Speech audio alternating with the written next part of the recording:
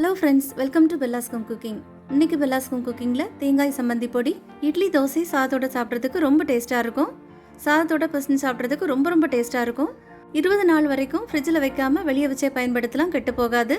Travel பண்ணும்போது ஹாஸ்டலில் தங்கி படிக்கிற பிள்ளைங்களுக்கு ரொம்ப யூஸ்ஃபுல்லாக இருக்கும். எப்படி பண்ணுறதுன்னு பார்க்கலாம்.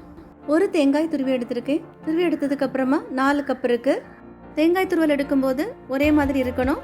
துருவல் பெருசும் சின்னதமாக இருந்ததுன்னா வறுத்து எடுக்கும்போது பெரிய துருவல் வறுபடாமல் இருக்கும், சீக்கிரமாக கெட்டு போயிடும்.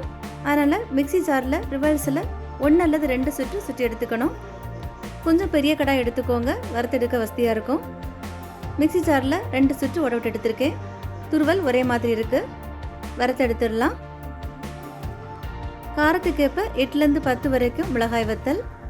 நான் இன்றைக்கி 8 எடுத்திருக்கேன். காம்பு பகுதியை நீக்கிட்டு அப்படியே சேர்த்துடலாம்.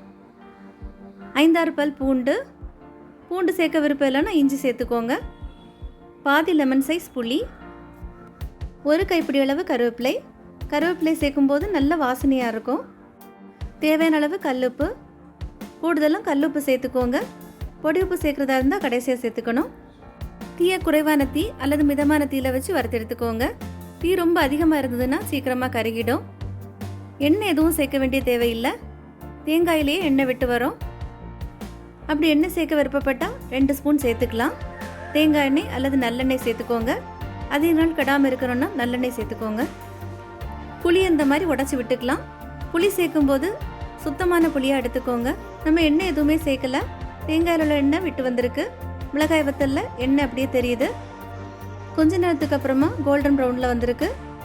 நல்ல ப்ரௌன் நிறத்தில் மாறி வரணும், அது வரைக்கும் நிதானமாக வறுத்து எடுத்துக்கோங்க. கொஞ்சம் ப்ரௌன் நிறத்திற்கு வந்திருக்கு.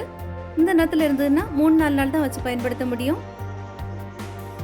இந்த மாதிரி நல்ல நிறம் மாதிரி வந்திருக்கணும்.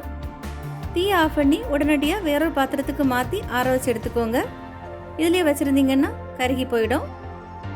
வேறொரு பிளேட்டுக்கு மாற்றியாச்சு. இதில் சேர்த்துருக்கக்கூடிய மிளகாய் வத்தலை கட் பண்ணி சேர்த்துக்கோங்க. முழுசாக அரைக்கும்போது அப்படியே சேர்த்திங்கன்னா அங்கங்கே சிக்கிக்கும். நல்லா ஆறட்டும். நல்லா ஆறி வந்திருக்கு. இதை மிக்சி ஜாருக்கு மாற்றி பவுடர் பண்ணி எடுத்துடலாம். ஜாரில் துளி கூட தண்ணி இருக்கக்கூடாது, ட்ரையாக தான் இருக்கணும். ஜாரில் ரிவர்ஸில் அரைச்சி எடுத்துக்கோங்க. ரொம்ப பவுடர் ஆகிடக்கூடாது, குறப்பாக அரைச்சி எடுத்துக்கணும். 2 சுற்று அரைச்சி எடுத்ததுக்கப்புறமா உப்பு சரியாக இருக்கான்னு பார்த்துக்கோங்க. உப்பு தேவைன்னா திரும்ப சேர்த்துக்கோங்க. உப்பு அளவுகள் எல்லாம் எனக்கு சரியாக இருக்குது. இட்லியோட சாதத்தோட தோசையோட சாப்பிட்றதுக்கு ரொம்ப டேஸ்ட்டாக இருக்கும். எண்ணெய் எதுவும் சேர்க்காம சுடு சாதத்தில் அப்படியே கூட பசஞ்சு சாப்பிடலாம். பழைய சாதத்தோடவும் சாப்பிட்றதுக்கு ரொம்ப டேஸ்ட்டாக இருக்கும். எண்ணெய் சேர்த்து சாப்பிட விருப்பப்பட்டால் தேங்காய் எண்ணெய், நல்லெண்ணெய் அல்லது நெய்யோடு சேர்த்து சாப்பிடலாம், டேஸ்ட்டாக இருக்கும். வெளியூர்களுக்கு ட்ராவல் பண்ணும்போது இந்த சம்மந்தி பொடியை தான் அதிகமாக பயன்படுத்துவாங்க. வெளியூர்களில் தங்கி படிக்கிற பிள்ளைங்களுக்கும் ரொம்ப யூஸ்ஃபுல்லாக இருக்கும். நல்லா ஆறுனதுக்கப்புறமா ஒரு சுத்தமான கண்ணாடி பாட்டில் அல்லது ஏர்டைட் பாட்டில் ஸ்டோர் பண்ணி வச்சுக்கலாம். லஞ்ச் பேக் பண்ணுறது கூட இந்த பொடியை பயன்படுத்திக்கலாம். சாதத்தோட சம்மந்தி பொடி கூடவே 1 ஸ்பூன் எண்ணெய் கலந்து பேக் பண்ணலாம். 15லேருந்து 20 நாள் வரைக்கும் வெளியே வச்சே பயன்படுத்தலாம். அதுக்கப்புறமா 10 நாள் ஃப்ரிட்ஜில் வச்சு பயன்படுத்திக்கோங்க. உங்களுக்கு இந்த வீடியோ பிடிச்சிருந்தா லைக் பண்ணுங்கள், ஷேர் பண்ணுங்கள். பெல்லாஸ் ஹோம் குக்கிங் சேனலுக்கு சப்ஸ்கிரைப் பண்ணுங்கள். தேங்க்யூ.